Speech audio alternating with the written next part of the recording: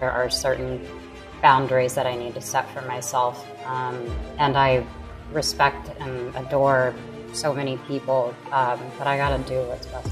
I wasn't necessarily happy that I made, but I think that I've done my best, at least. I tried. Imagine you're 25 years old. You've starred in Emmy-nominated shows, walked red carpets next to Hollywood's elite, built an empire with your own beauty brand, and millions of fans hang on to your every word.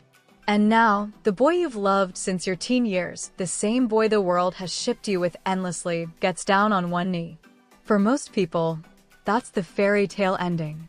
But for Selena Gomez, it wasn't. She didn't say, "Let me think about it," or "maybe someday." She said, "No, just no." Please don't forget to subscribe and like this video. It is free and help us bring you enjoyable content. And of course, watch till the end. That one word cracked open a mystery the internet had obsessed over for nearly a decade. Why would Selena say no to Justin Bieber, someone she'd been with off and on for years? Was it about Hailey Baldwin? Was she still hurt by their tumultuous past? Or was it something else, something deeper?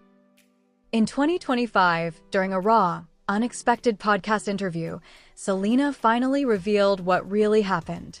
And it changed everything we thought we knew. Let's rewind.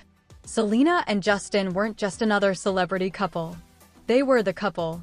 She was the girl next door from Disney Channel. He was the boy wonder from YouTube who exploded into pop stardom with Baby. Together, they were young, beautiful, talented, and madly in love. Fans gave them a ship name, Jelena, and turned them into a romantic ideal. Paparazzi followed their every move, hand-holding in airports, dates at Disneyland, cozy photos on yachts. From the outside, perfect. Fairy tale level perfect. But inside, it was messy, real, raw, and not at all what fans wanted to believe. They were kids thrown into an adult world of fame, pressure, and scrutiny. Selena was quietly battling lupus. Justin was publicly battling his own demons, from drug use to mental health struggles. Their relationship was intense, on again, off again, and very, very public. But why did so many people care? Because they reminded us of first love. The kind that's sweet and painful. The kind that feels like everything until it doesn't. And yet, even when they broke up again and again, fans kept rooting for them. Until he proposed to someone else. July 2018. Out of nowhere, headlines blared. Justin Bieber is engaged to Hailey Baldwin. Fans spiraled. Wait. Wasn't he just with Selena a few months ago? Social media exploded with theories. Some swore he was using Hailey to get over Selena. Others said he and Hailey had always been the real thing. But the most explosive rumor? That Justin had proposed to Selena first, and she said no. At the time, neither Justin nor Selena confirmed it. It was all speculation, tabloid whispers, fan deep dives on Tumblr and TikTok. Until that 2025 interview. Selena sat down on a podcast. Not a big flashy show, but something intimate, almost like a journal entry out loud, and quietly said the thing everyone had been waiting to hear. Yes, Justin did propose. I think he meant it. I think he really believed we were meant to be. But I didn't. You could hear the silence across the internet. She wasn't bitter. She wasn't dramatic. She was calm, peaceful even. And that's when people realized she wasn't rejecting love. She was choosing herself. In the same interview, Selena explained that she was in one of the most vulnerable phases of her life when Justin proposed. She had just survived a kidney transplant. She was managing her lupus. She was healing from years of emotional and physical pain. She was doing therapy, building her business, getting back into music and acting. In short, she was rebuilding. And she wasn't about to risk it all, not even for love. I was just starting to learn how to love myself, she said. I couldn't bring someone into that space when I was still learning how to exist in it. Let that sink in. How many of us have said yes to things we weren't ready for just because it felt like we should? Selena's story hit people hard because it wasn't about celebrity gossip anymore. It was about self-worth, boundaries, healing. Because sometimes, the bravest thing you can do isn't holding on. It's letting go. This is where things get messy and controversial. When Justin got engaged to Hailey, the internet turned it into a war. Fans took sides. Team Selena. Team Hailey. But here's the truth. Selena never blamed Hailey. In fact, she never even mentioned her directly. What she did say was this: "I couldn't make a life decision based on pressure, fear, or someone else's timeline." Was that a subtle reference to Justin's alleged visa issues at the time? Some believe Justin may have fast-tracked his marriage to Hailey in part due to legal logistics, like needing permanent residency to stay in the US. Was it love? Pressure? A mix of both?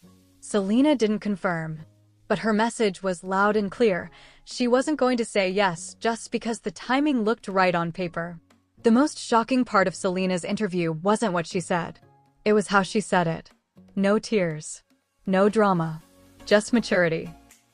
She talked about her mental health journey, the guilt she used to carry, and how long it took to stop defining herself by what the world expected from her. For a long time, I thought healing meant forgiving others. But then I realized I hadn't forgiven myself. That was the hardest part. Boom. Another truth bomb. That moment became a viral clip. People tweeted it. Therapists referenced it. TikTokers stitched it. Because we've all been there. Fighting to heal, only to discover the hardest fight is with your own self-worth. Let's play devil's advocate. What if Selena had said yes? Maybe they would have gotten married. Maybe the media would have turned them into royalty. Maybe we'd all be watching their adorable couple TikToks today. But maybe, just maybe, she would have lost herself in the process. Because if you're still healing and you bring someone else into that fragile space, you risk doing more damage than good. Not just to them, but to yourself. Selena knew that. I didn't want to say yes out of fear of being alone. I wanted to say yes because I was full, whole, and truly ready. And I wasn't. Sure, it's juicy celebrity drama. But beneath the surface, there's a bigger lesson here. It's about timing, boundaries, identity, growth. How many times do we chase the idea of forever without asking ourselves if we're ready for today? How often do we say yes to love, jobs, friendships, just because we're afraid of missing out, when really, we're just missing ourselves? Selena's story teaches us that healing isn't linear. And growth? It's uncomfortable. It often requires walking away from something good to make space for something better. Chapter 8. What happened after the interview? The internet lost it. In a good way. Thousands of people shared their own stories. Of saying no to proposals, of setting boundaries, of walking away from almosts. Selena's words weren't just a mic drop. They were a mirror. And what about Justin? He's still married to Hailey. They seem happy. They share moments of their lives online, like any modern couple. Maybe it all worked out the way it was supposed to. Because maybe love isn't about who you end up with. Maybe it's about who you become in the process. Selena's journey didn't end with a wedding. It ended with self-love, with peace. And in a world that tells us we're only complete when we're chosen, by a partner, by a brand, by an audience, Selena chose herself. That's not weakness. That's strength. So next time you're standing at a crossroads, unsure if you're ready, unsure if you're supposed to say yes, ask yourself, are you choosing out of fear? Or are you choosing out of love for you? Because that's the truth behind the love triangle that had the world hooked. It wasn't about him. It wasn't about her. It was about her finally saying yes to herself.